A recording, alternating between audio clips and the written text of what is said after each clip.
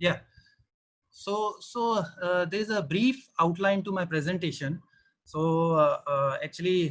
of all, thanks to Gaurav who have set a very good platform for my presentation. Although I have kept the brief recap on the economic evaluation, but now I would like to skip this part because we have covered it yesterday also, and he also has given some thoughts about the economic evaluation and brief recap.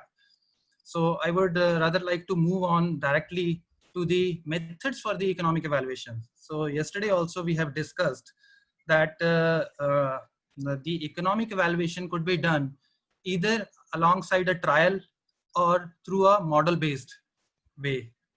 So when we say trial and a model based, what are the advantages and the disadvantages related to these methods?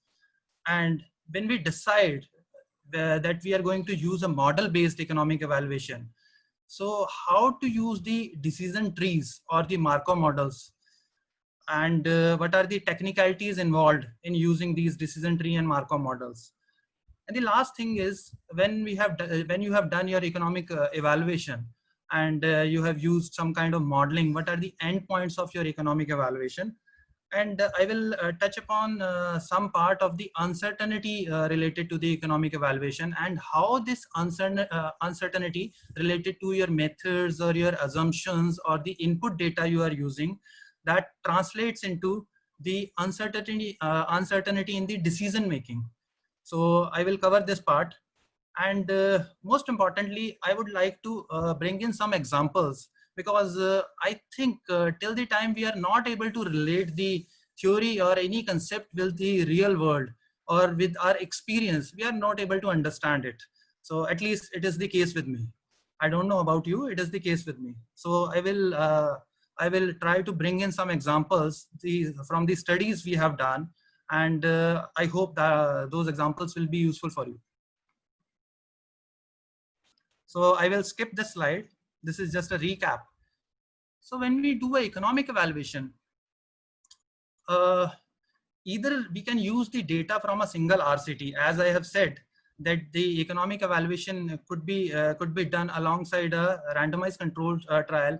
We keep saying randomized controlled trial, otherwise we do consider the observational studies also and the other studies, but certainly the RCT is considered as superior to the other designs, because in the RCT we try to control for the other influences just for the sake of the internal validity, and the quality of the measure or the quality of the effectiveness is quite good.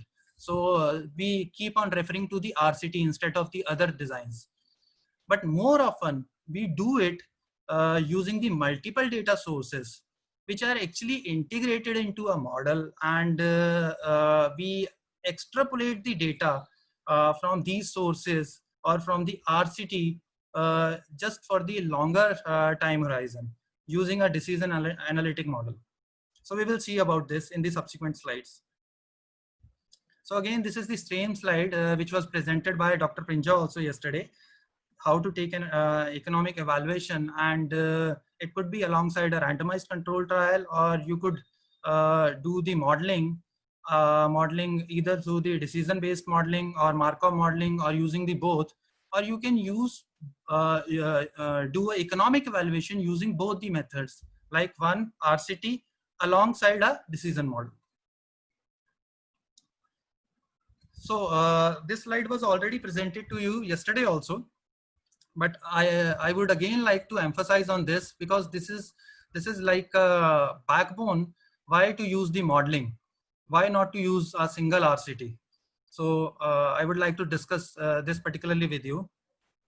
So first thing, why RCT is a incomplete solution. So first of all, the purpose of the RCT is to measure the clinical efficacy of an intervention or a treatment or a drug or a therapy. So when we say clinical intervention, we keep our focus particularly on like how we recruit our participants. So we ensure that there is no selection bias. We ensure that the intervention or the therapy or the treatment is delivered up to an optimal level. So and optimal level, because our focus is completely on the clinical efficacy, so that there is a internal validity of the estimate, and there is, and in a RCT, just introducing the randomness, what we try to do is we try to ensure that we balance for the observed and the unobserved factors that influence your outcome. But in the real world scenario, what happens actually, the more focus is on the generalizability and more pragmatic approach. Let us try to understand with the sake of an example, and this example was used by Dr. Shankar yesterday also. Suppose you are doing a RCT for an vaccine. Now, what you do for a vaccine, this vaccine is for the infancy age group. So first of all, when you do a RCT, you try to recruit the subjects which are healthy, first of all. Then you try to ensure that the vaccine you are using is potent enough. Potent, what I mean to say, that there is no breakdown in the cold chain mechanisms. So if there is a breakdown in the cold chain mechanism, obviously the potency of the vaccine will go down. So this is the way you try to optimize the effectiveness of your RCT. And the third thing could be how you administer your vaccine. When I say how do you administer, there are two things under this. One is the right dose to the child, and second thing is the right route of administration to the child. So in this way, when you ensure these steps, you make sure that you have assessed the clinical effectiveness at the optimal level. But in the real world, if I talk about same vaccination, first of all, the coverage I would not expect to be the 100%.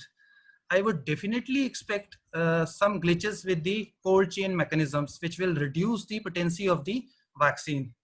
Third, I would again expect some problems or issues related to the dosage or the route of the administration when it is being delivered at the community level.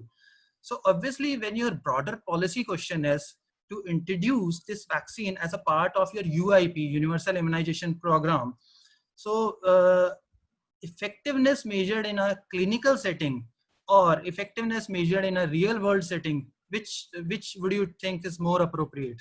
So personally, I think it is real world effectiveness which will be more appropriate, because ultimately that intervention has to be implemented in a real world scenario. So obviously, when we say the clinical effectiveness is a quality measure for some purposes, but it is not generalizable for an economic evaluation, because there are several other factors which play a role in the real world scenario. So this is one point which makes the RCT as an incomplete solution. The second thing is, which Dr. Gaurav also discussed, can we compare the results from an RCT based CEA to CEA of other clinical conditions? So we have been discussing since yesterday that in RCT we prefer the clinical outcomes. Like in case of a hypertensive drug or a diabetic drug, we focus on how much is the point reduction in the HP levels, or how much is the reduction in the blood glucose levels with a newer drug. But see, you may go up to the level of deaths, in terms of deaths. How many deaths you could avert just because of controlling the BP or controlling the diabetes with a newer drug.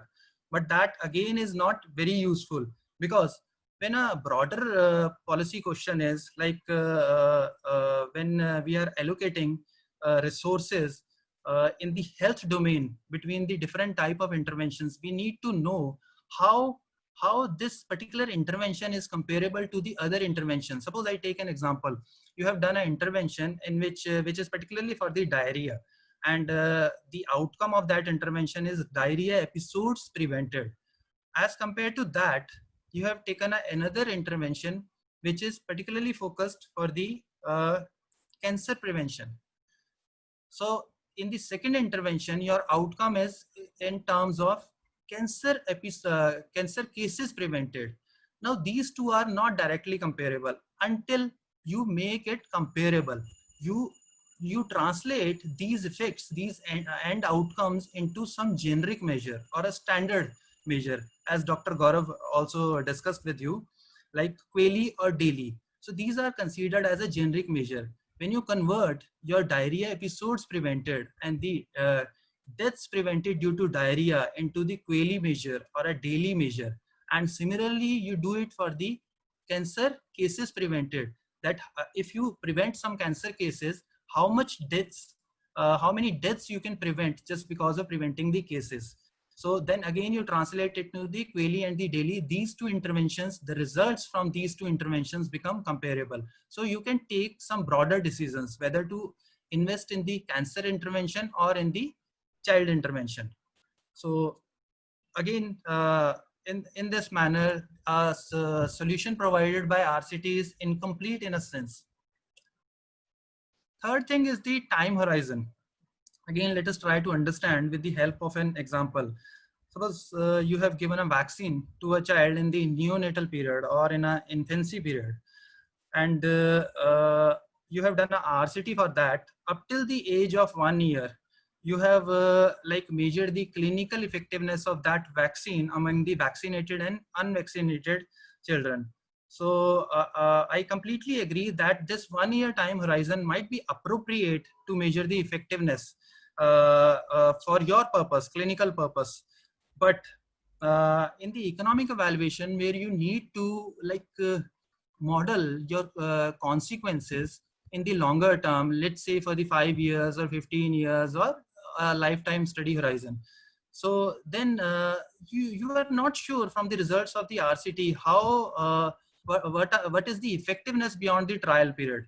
So either you extend your RCT up till 5 years or 10 years, but practically this is not feasible, just because if you extend your RCT to such a longer period, so it becomes resource incentive, and nobody has a willingness to fund this kind of RCT for a longer term.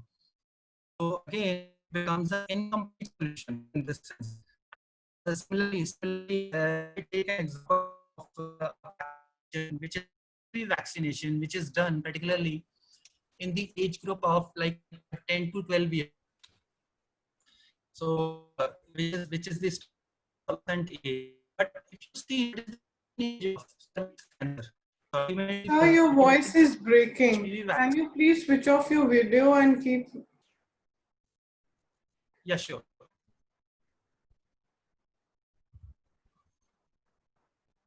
Hello? Yes, Is it better? Yes, sir, but it's still breaking a little. Let me use my earphone. It's a signal problem. I think, sir, it's an internet problem. Can you please check your internet once? Hello, is it better now? Yes, sir. Okay.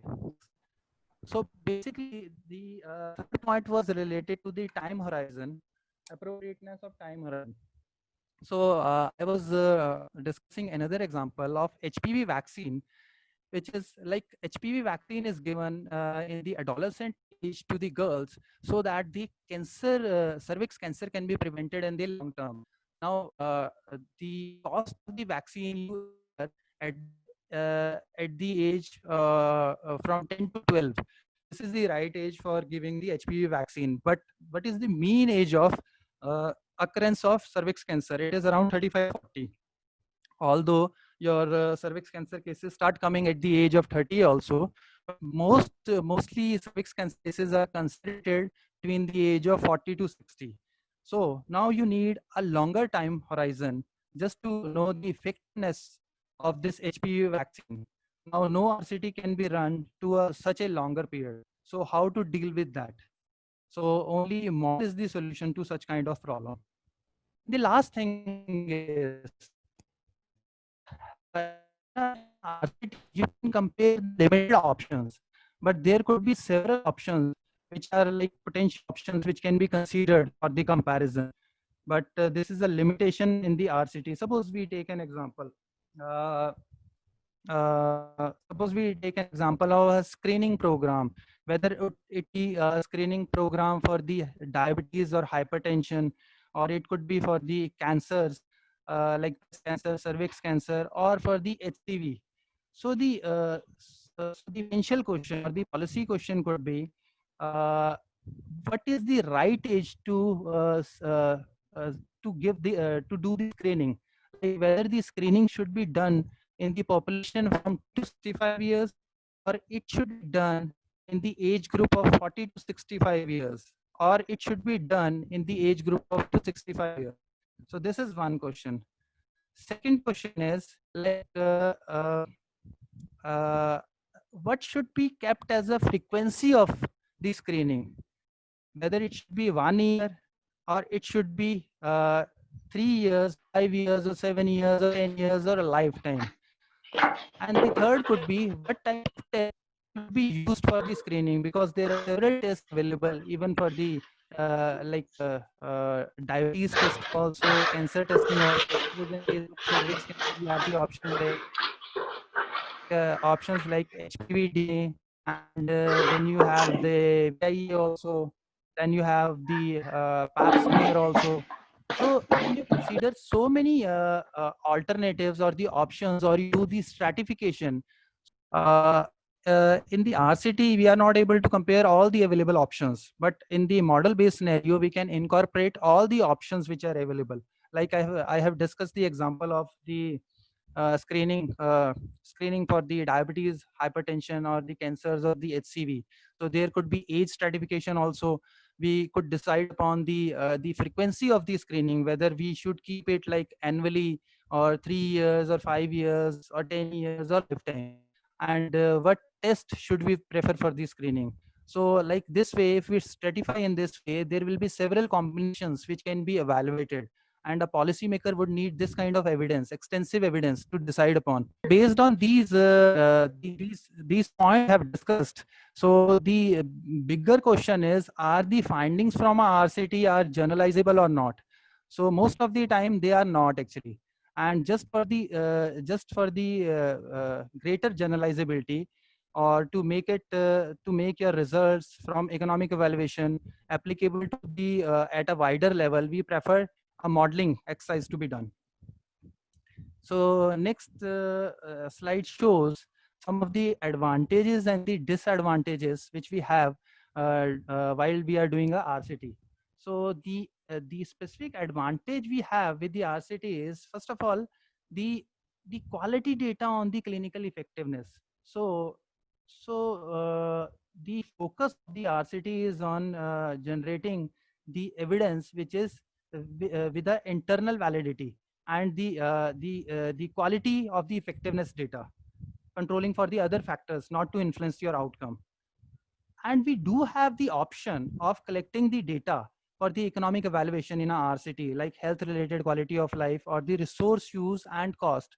But generally what we find that the RCTs are done by the clinicians, and there is a less of convergence between the health economist and the clinicians. This type of data is generally missed alongside the RCTs. Because the initial idea is not to do an economic evaluation, it is just to measure the clinical effectiveness. And if we go on to the disadvantages, the typical disadvantages of RCTs are, they are for the shorter terms, like 6 months to 2 years. There are certain RCTs which go beyond this period also, but rarely. And RCT specifically doesn't guide you that what happens beyond the trial. So this is a major question, because in an economic evaluation, when you consider a longer time horizon, I would say a lifetime horizon, you don't know after 2 years or 5 years what is going to happen. How would you apply your effectiveness into your model? So you are not sure about the effectiveness beyond the trial period. And whatever the evidence is available beyond your RCT, how you are going to use it, it is unclear from a RCT. So there are more reasons why we should use the model. So first, model allows us to synthesize the information from all the sources. Nowadays, these views and meta-analysis are becoming famous, and they are being considered while we are doing the economic evaluation, so that a comprehensive evidence can be used. Whatever is available in the local context or at the national level, and the comprehensive evidence can be used for the economic evaluation to make it more robust. Second, explore the scenarios which are not explicitly found in the data, like I have discussed in case of the screening program for the cancers and the HCV, etc. And the last thing, which is again important, model allows you to address the uncertainty which is like present in the available evidence, which is related to your input parameters for economic evaluation, or the method you have chosen, or the assumptions you have made for the economic evaluation. So they are actually subject to the uncertainty. So how these uncertainties present translate into the decision uncertainty, so that you don't mislead the decision makers from the results of your economic evaluation for the policy question. And this is again a table I'm showing. I have taken it from a recent paper, which is by Gupta et al. So it shows the difference in the approach between the a randomized control trial and a decision model. So the focus of the RCT is completely on the internal validity, whereas focus of the decision model is on the external validity. Time horizon for RCT is usually a shorter time horizon, and the clinical outcomes are preferred. But in a decision model, the time horizon is longer, and we go for the standard consequences, health consequences, which can be compared with the interventions for the other disease conditions. And then the number of comparators are again limited in a RCT, and in a decision model, there is no such limit. So whatever are the potential alternatives, you can evaluate, you can consider all those alternatives subject to the data available in your modeling exercise. So again, summarizing this, why use a model? First of all, we need to compare all the relevant options. We need to reflect all the relevant evidence which is available. So we prefer to use the model. Then we need to extrapolate beyond the trial period for our economic evaluation, so that an appropriate time horizon can be considered for your evaluation, and link your intermediate outcomes to the final endpoint or outcomes. And you would certainly prefer your economic evaluation results from an economic evaluation to be journalized in the other setting. Suppose you have done a study in the state of Punjab, you would to make it the results more generate results with more external validity, so that these results can be applied in the other states also, or at the national level. So you will prefer to do an uncertainty analysis also in this, and certainly consider the factors I have listed above this point. And the last thing is, while you do use a decision model or a Markov model, it indicates the uncertainty present in your assumptions, in your methods, and in your input information. And it emphasizes on where exactly do you need the future research, which should be made, which should be done, so that the future economic evaluations give you a more robust evidence. So we will discuss these points with the help of examples also. So first of all, what is a model exactly? So a model is nothing, but it is actually a structure or a systematic way of showing all ramifications in terms of health consequences which are associated with with use of and implementing an intervention. So suppose these ramifications or the possibilities are shown in a model in terms of the pathways. So the flow of the model is shown in the form of pathways, and the outcomes or the health consequences are shown. So model gives you flexibility to use the more pragmatic data. So now it is not about the data from the RCT. model uses the data on the treatment effects which is available. It can use the data on the testing accuracy in terms of sensitivity and specificity. It can use the data for the resource use also, and the value of those resources which are being used to deliver an intervention. Then it allows you to use the data on the uh, uh, health state preferences also, quality of life weights.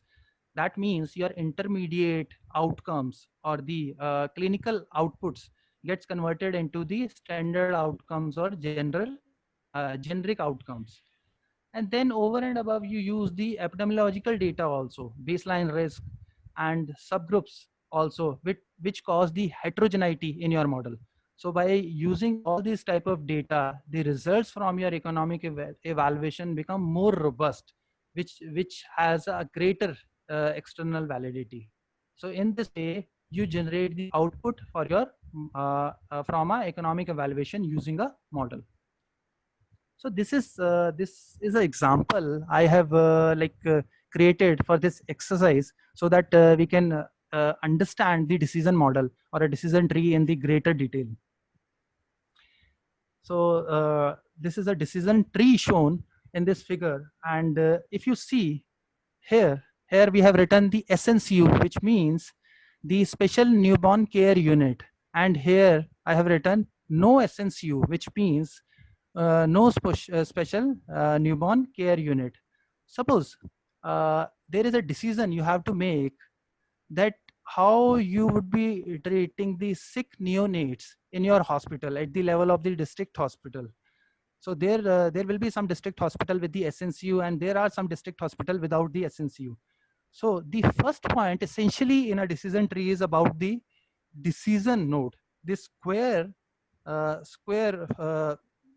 thing shows the decision being made, that for how do you treat your sick newborns. So one arm goes to special newborn care unit. The second arm goes to no special newborn care. That means the routine kind of care which is available in a district hospital. And subsequently, once you have made your decision how you are going to provide the treatment to your sick newborns, the next subsequent steps are completely based on the chance nodes or the probabilities. So this particular circle shows the chance node, which is written here. Chance node means the possibility or the possible ramification in your model. So when you treat somebody in a SNCU, a sick neonate in the SNCU, there are two possibilities. Either after the treatment, that neonate is alive after the 28 days, or that neonate is dead after the 28 days. So this is one possibility. And this particular triangle shaped thing shows you the terminal node. By the terminal node, we understand that this is the end of the outcome. Beyond this, there is no branching, there is no pathway. So once somebody is dead, this is a kind of absorbing state. So there is no flow after this point. But when you have treated a child or a group of children, and some of them are alive at 28 days, there is again a chance node, which means there are several possibilities whether you have cured them completely from the sickness, which means no disability. And the second could be they have been cured but with a minor disability. And in the third case, they have been cured but with a major disability. So similar kind of branching you could see here also in the next part, which is for the routine care. So again, same type of thing. Only difference between these two is the special newborn care units are supposed to be hypothesized to be effective as compared to the routine care. So obviously the probability attached to this particular pathway is higher than this particular pathway. So we are expecting in this particular arm that more sick neonates will be alive after the 28 days. And here, less number of neonates will be alive after the 28 days. So we will see how it works actually. So it is the same diagram. Now I have mentioned the probabilities also here. So if you could see with the routine care in the no SNCU setting, so only 40% of the neonates were alive at 28 days and 60% died. So this is a hypothetical example. Just try to grasp the concept. Don't go too much into the calculations. And here, 70% of the neonates are alive and 30% are dead. So if we further go from this particular point, we see what is the distribution of those who are alive actually. So around 20%, 20% are completely cured and without any disability. But there are 30%, around 30%, which are with the minor disability and 20% with the major disability. Now in a typical decision model, this particular point, which is the first point, this is the probability or the initial probability. But in the each subsequent step, it becomes the additional probability, which is like probability of occurrence of an event uh, when a event has already occurred in the past. So this event is dependent upon here that these are alive. So I have shown it like 0.2, 0.3 and 0.2, which add up to 0.7. But you might show it in a way that this follows the law of total probability. It becomes 1. So right now, the way I'm doing the calculation, this has to be multiplied directly with the 1000. And you have to skip this part. Otherwise, if I do the distribution of this 0.7, I have to mention here the probability, which is 20% of this 70%. So this becomes the joint probability. Similarly, 30% of this 70%. And similarly for this. So in this way, these probabilities are incorporated in the model. So here, this 818 is the cost associated with this condition. So this is the annual cost. So 818 rupees is the cost associated with this particular condition. And this is the quality of life weight, which is 1, perfect health. And the 64 is the years of life lived by, or the life expectancy of the person at this age, sick neonate at this age. And similarly for these groups also, with the minor disability, the cost is, annual cost is 1024, and the quality of life weight is 0.7 multiplied by the life expectancy is 60 years. So greater is the disability, lesser is the life expectancy, and less is the quality of life of that person. So similar is the case here also. So just defining these quality of life weights and the cost associated with each of the arms, these are also called the payoffs in terms of the quality of life and the cost associated with that particular chance. So in the next step, we calculate the cost and the benefits associated with each of the branch from this. So if we multiply this 0.2 with the 1000, you will get 200 patients. So 200 patients multiplied by 818, this becomes 1,63,600. So virtually this is the cost of treatment in the special newborn care unit. So cost is like the one time, but the health consequence, which is for the lifetime, which is for the 64 years, because ultimately what is the health condition of that person after that neonate has been cured, it will we have considered it to be consistent all through the life.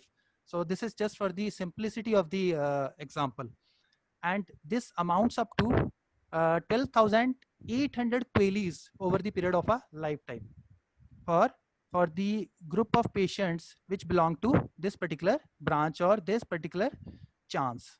Similarly, for this branch, the same calculation has been done, and subsequently for all other branches. So on the basis of that, if we move on to the next step, the table shown here shows you the cumulative cost and the cumulative consequences in terms of the benefits calculated for the two arms, which is the SNCU arm and the no SNCU arm.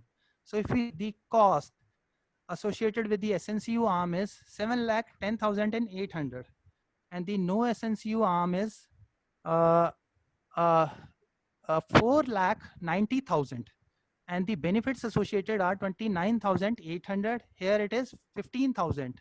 So we have calculated the difference also. So this is like the incremental difference in the cost or the incremental cost you have incurred by implementing the SNCU. So this SNCU, which is Special Newborn Care Unit, is a costlier intervention, but it is more beneficial also because you have incremental benefits also, because you have additional 14,800 QLEs by implementing this intervention. So now how do we calculate the ISAR? ISAR, which is incremental cost effectiveness ratio, which is like an endpoint of an economic evaluation.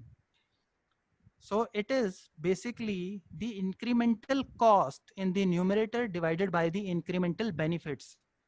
So I will again reiterate this point, how we have calculated the incremental cost, which are in the numerator, the difference between the cost in the two arms.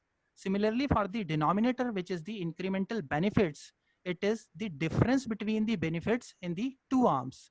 So if we calculate this ratio, which is the incremental cost divided by the incremental benefits, it comes out to be around 15. 15 means you are spending 15 rupees per QLE gained with the SNCU. And how this is judged as, how certain intervention is judged as a cost effective intervention or a cost ineffective intervention. So there are several criterias which are used, like we use the thresholds, and there are demand side, supply side thresholds also, but the most popular threshold is the GDP based threshold. So this GDP based threshold is, Dr. Shankar showed this particular thing in his presentation. So I won't go into the details, but the standard for using the threshold is the per capita GDP of your country. So right now, if I see the GDP of your country is around 1.5 lakhs. So this amount, 15 rupees per QLE gained, and you are willing to pay around 1.5 lakhs per QLE gained. So this is highly cost effective in view of that threshold you have for the country. So this is one of the example we have seen for the decision tree. But this is like a very simple example I have used for the demonstration, that how we do it in a modeling exercise, and how we incorporate model using a decision tree while doing a economic evaluation. But there could be instances where the decision tree are not as simple.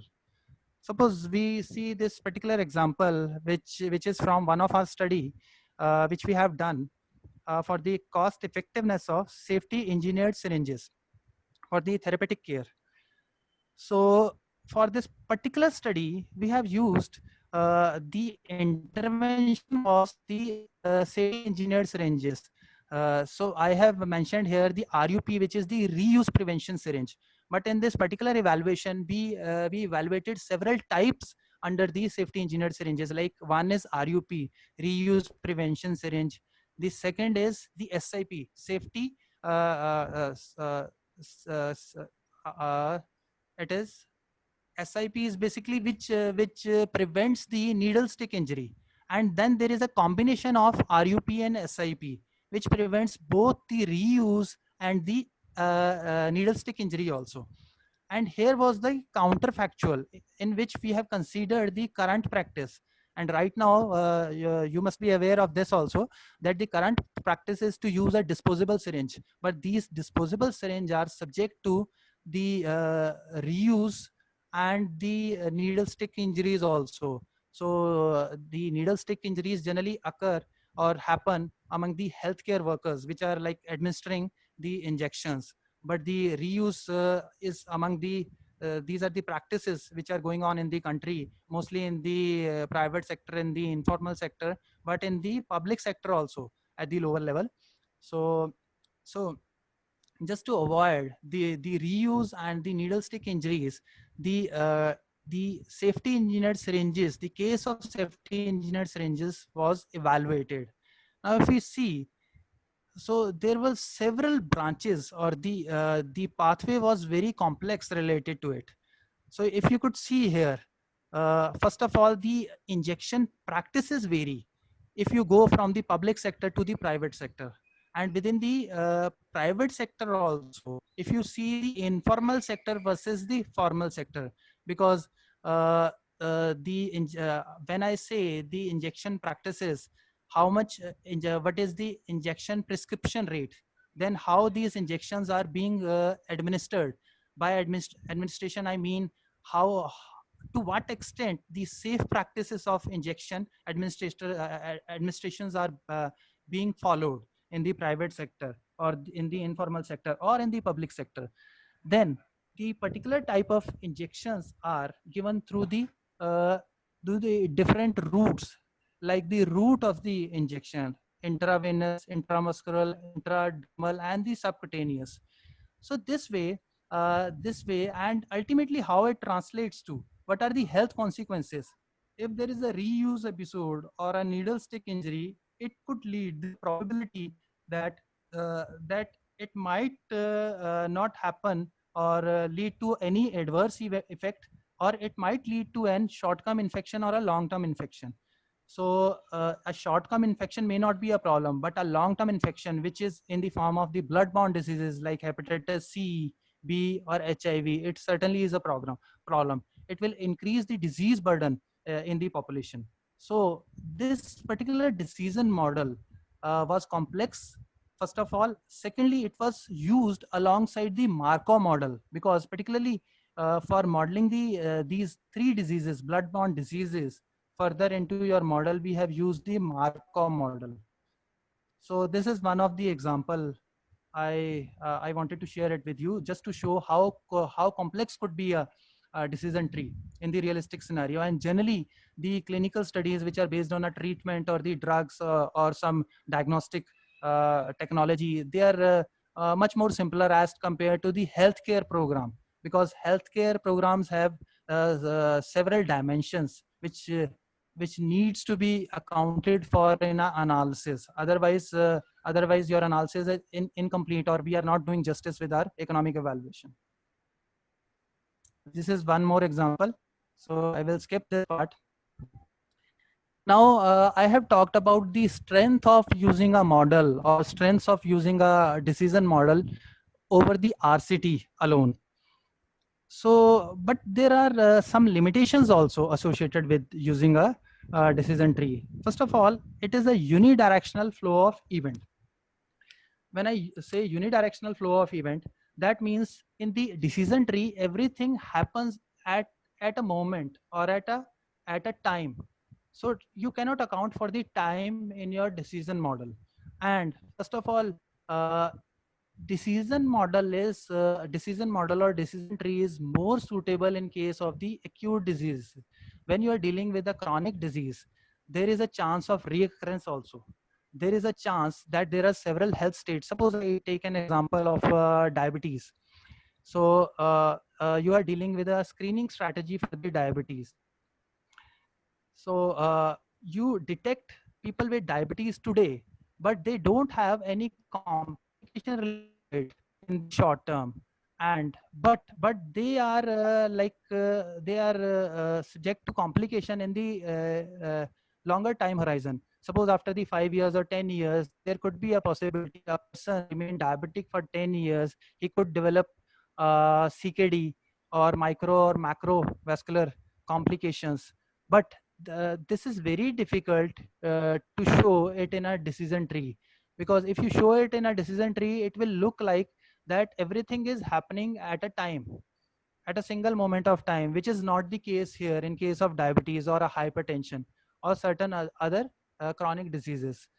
So it is less suitable for the chronic disease and more suitable for the acute diseases.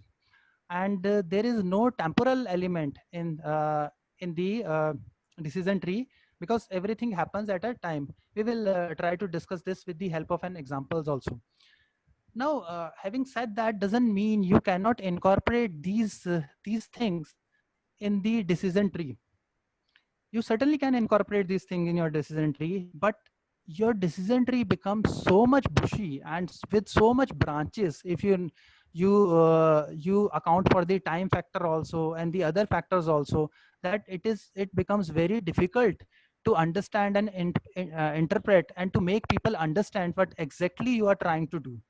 So that is why here comes the role of a Markov model, which is a special case of decision tree.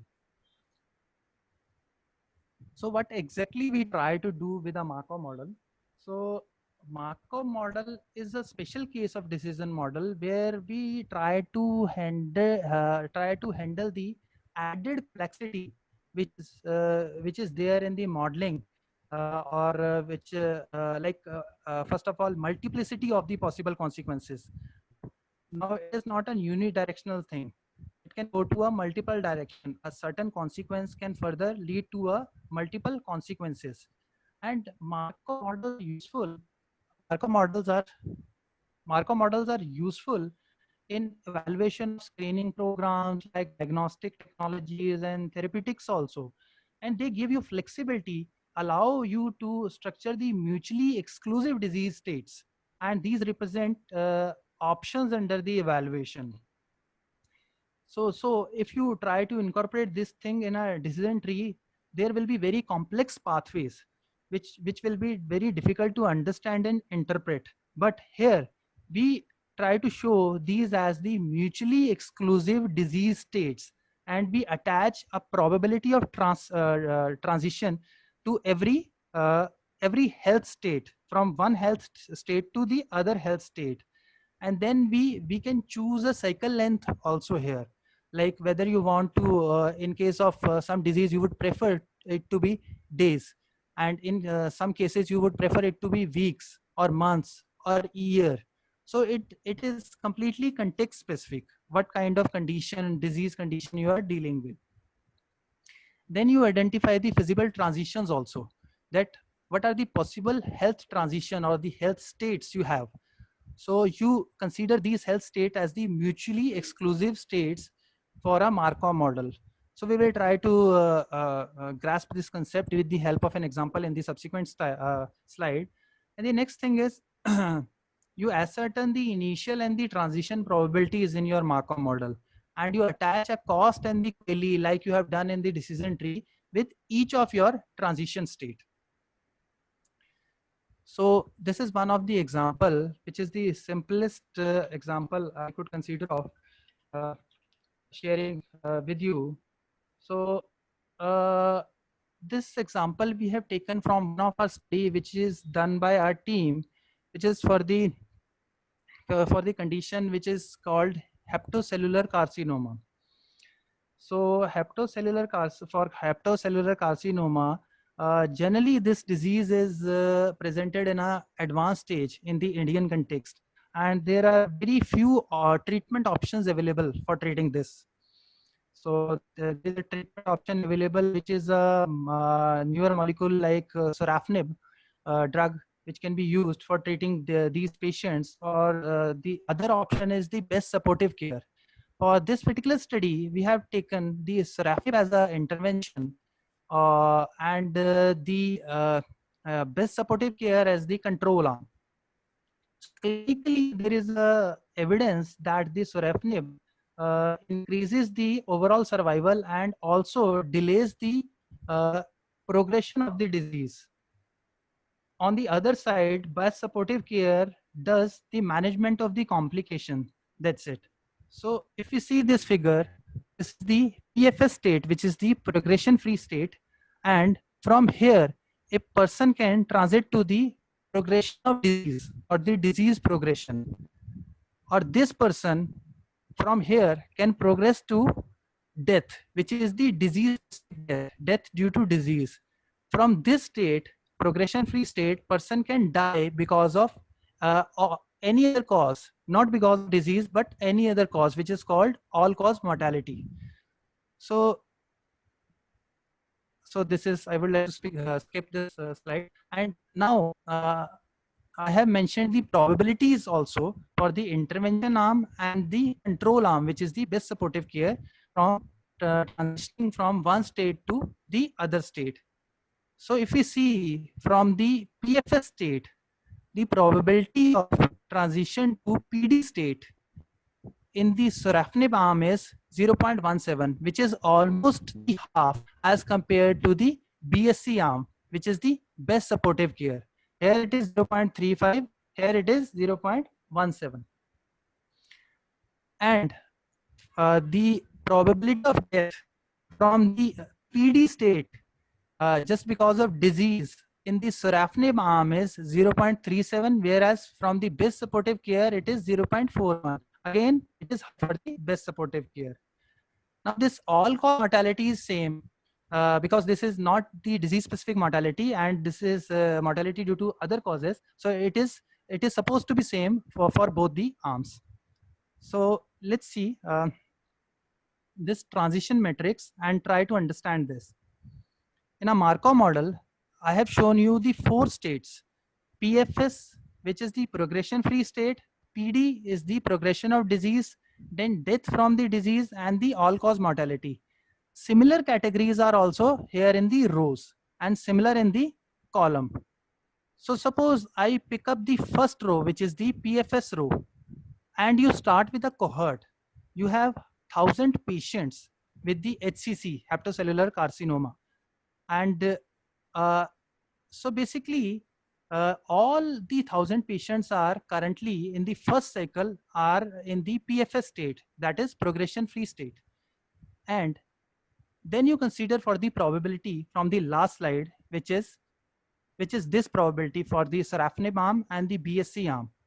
The probability of transitioning from the PFS state to the PD state. This is 0.17 for the sorafenib and 0.35 for the BSC arm. So this transition is completely dependent from PFS to PD is completely dependent on that probability and that arm specific probability. Similarly, this all-cause mortality is again dependent upon the probability I have shown there.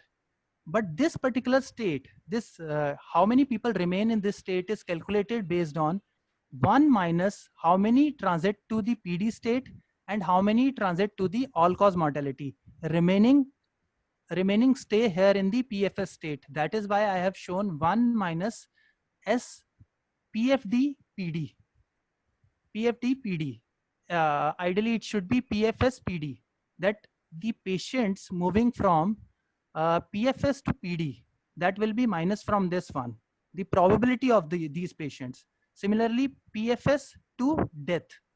So these will be again minus from this particular.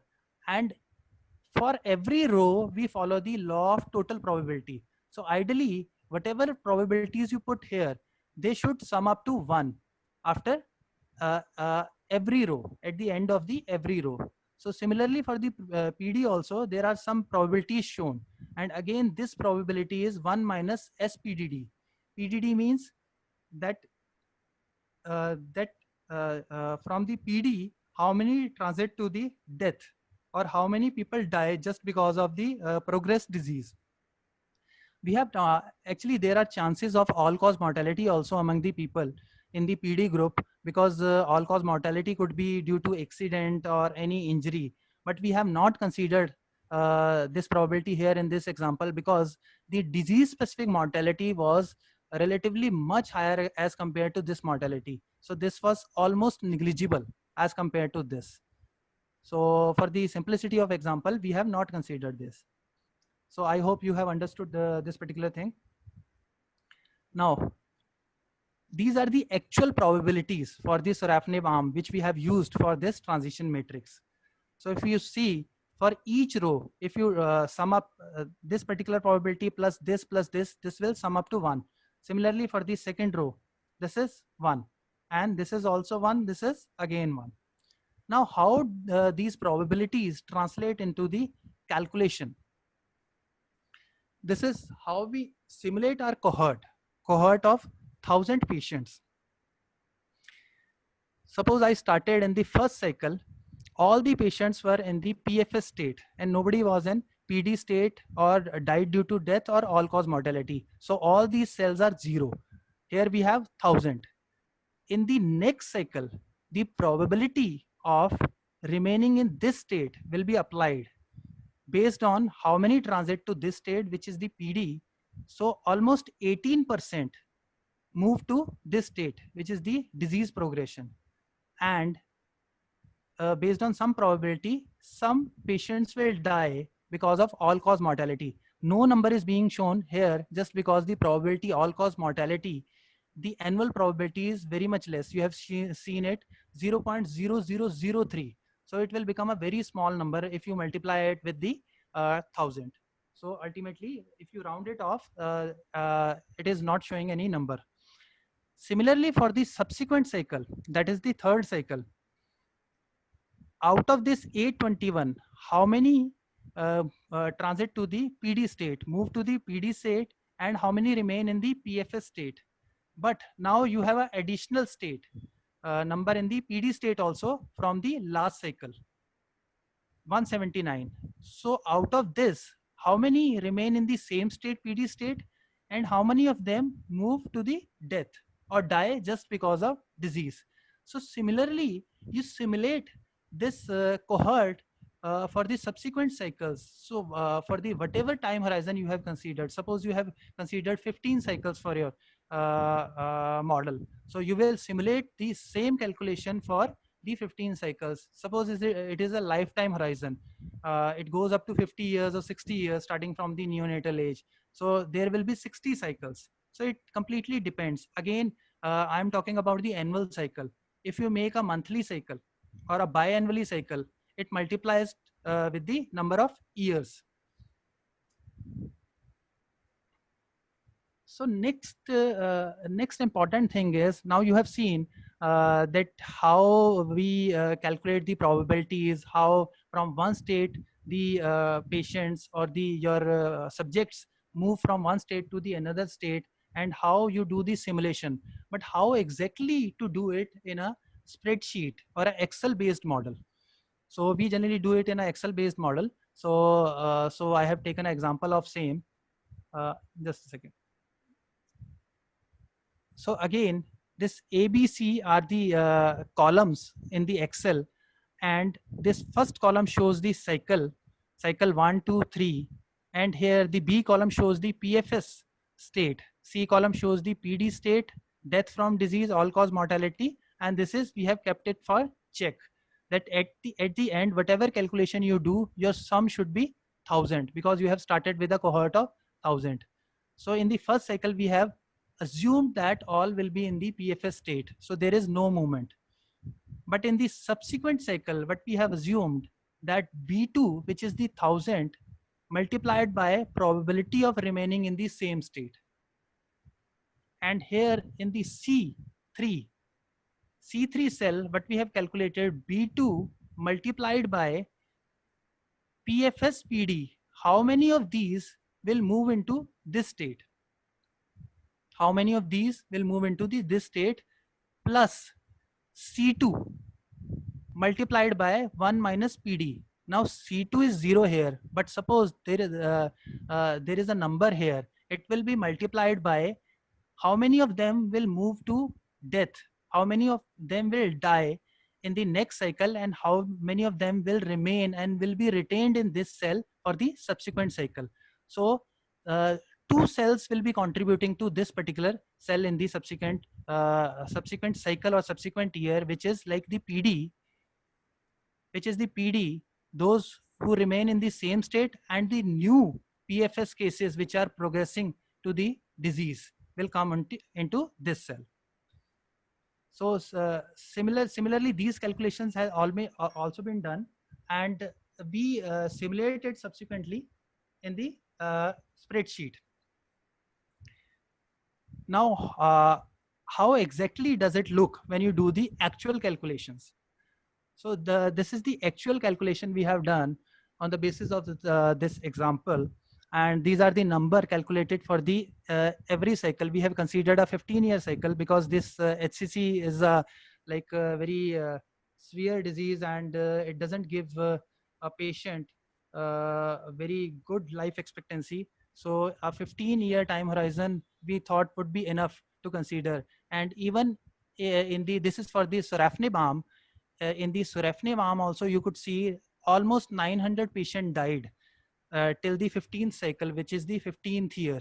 So in the BSC arm, you could imagine that almost everybody would have died, because here the effectiveness of this particular drug or the molecule is better than the best supportive care. So these are the calculations we have done, and then we have calculated the life years also. And these are the cumulative life years we have calculated. So what is the next step after this? After this, we jump onto the QALYs, which is like a generic measure.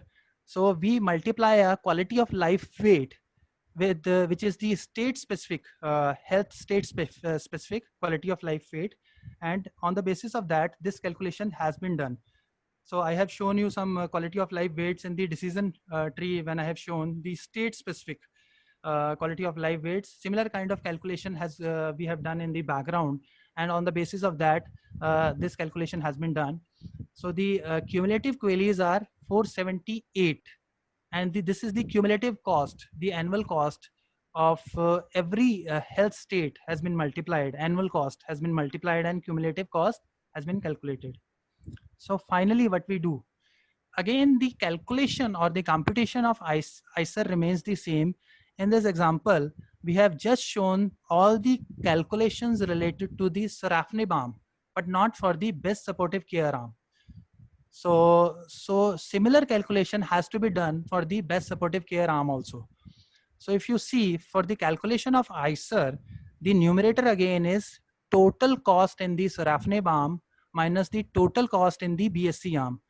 That means the cost in the sorafenib arm are these, which we have calculated. So this particular thing will come here, but this part we have not calculated. Similar calculation has to be done for the BSC arm.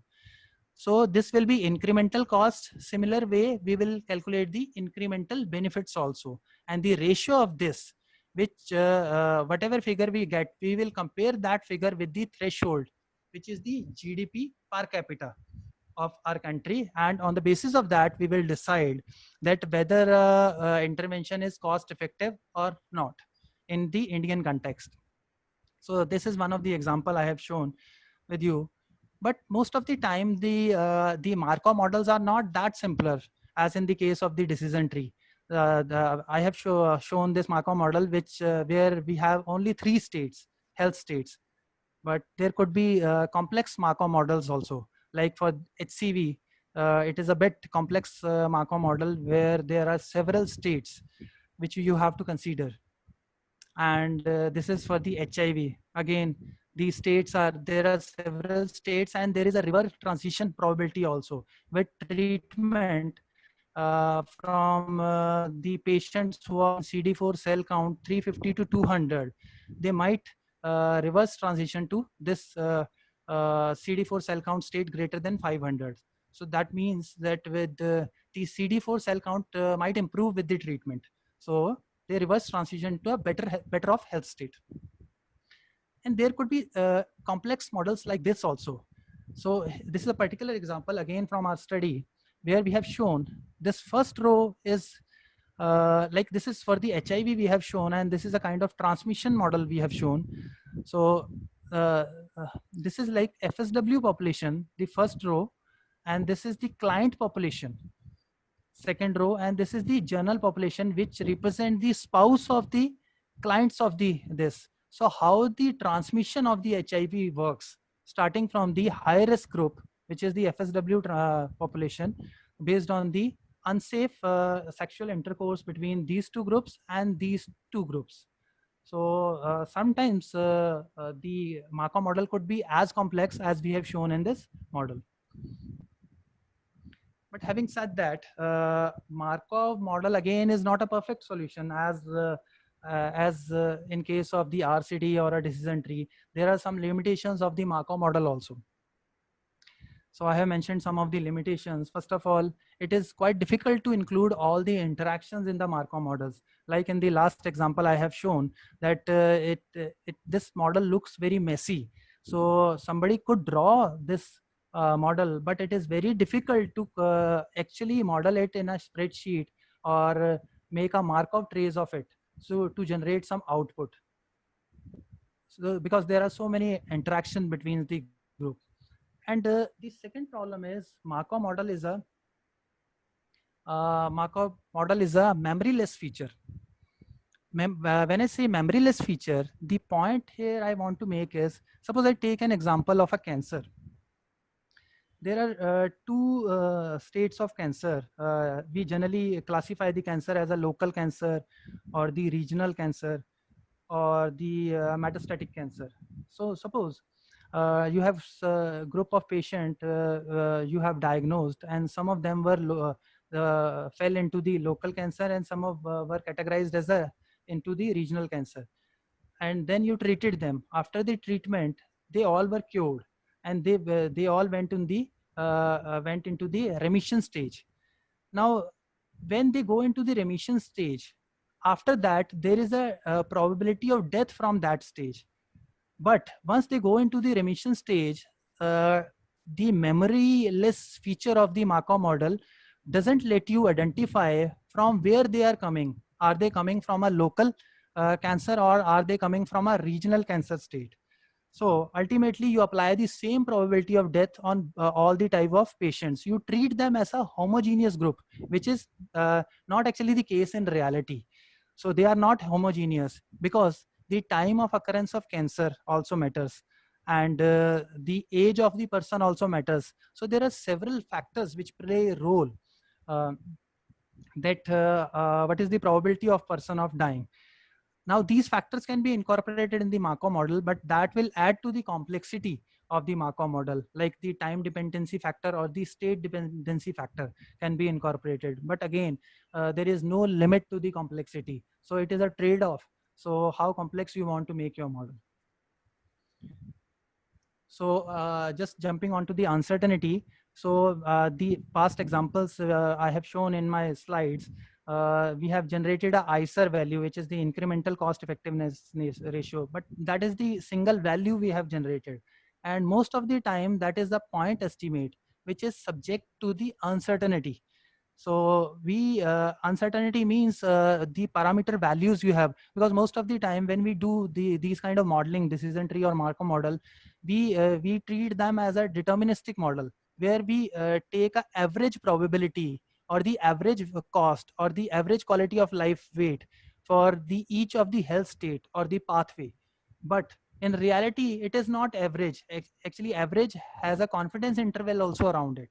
So there is a certain uncertainty around the estimates, the average estimates. And there could be uncertainty related to your methods also, choice of methods also.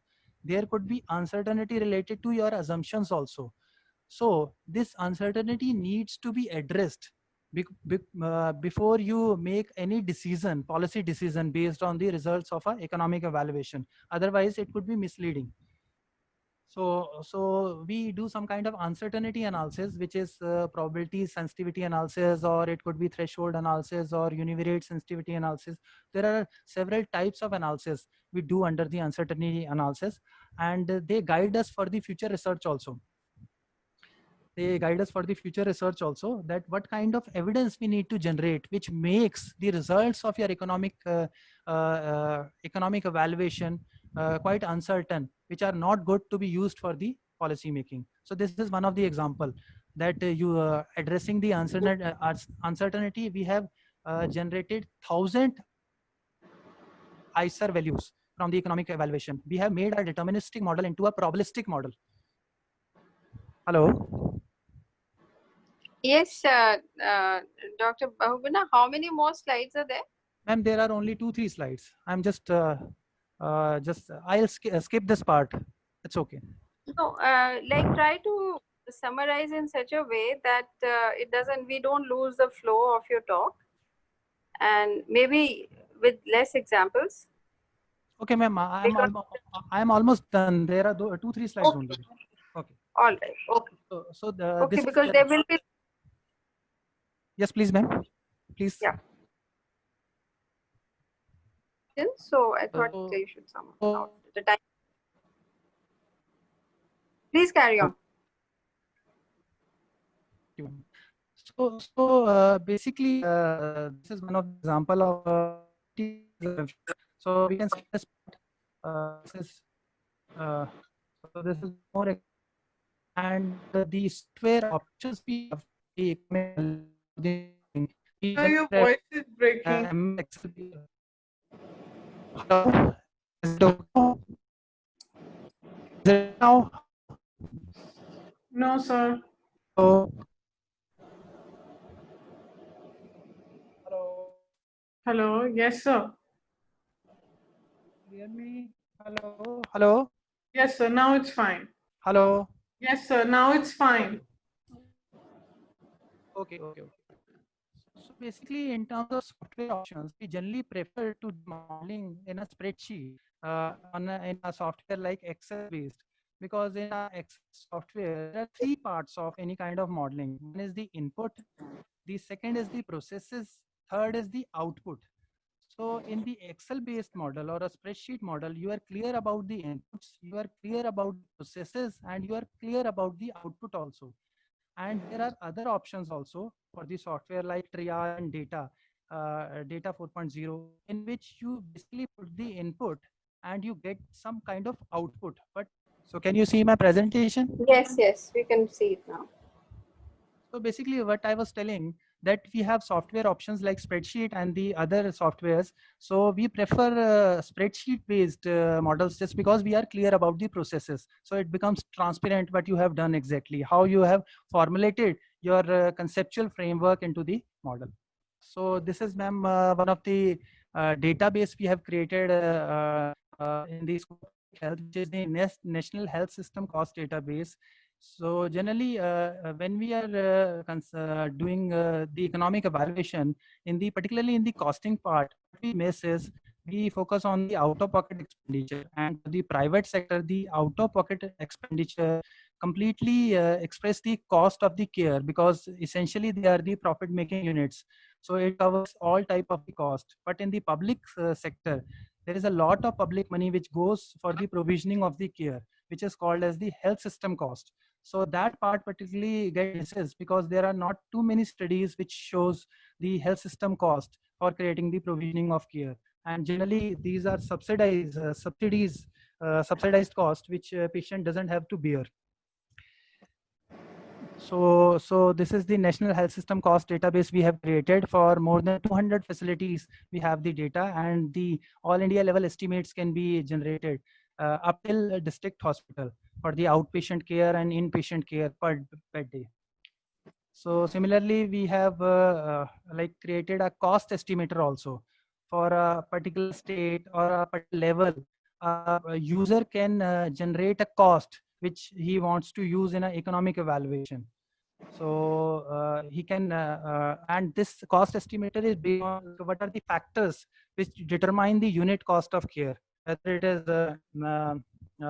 cost per OPD visit or cost per IP admission per bed. So there are certain factors like what are the number of inpatient beds in a hospital, inpatient admissions per year. On the just providing the information on these factors, the unit cost for their state or the level of the facility they want to generate the estimate can be generated from this estimator. And this is in the public domain, anybody can use it. So ma'am, this is all from my side, and we can go on to the Q&A round.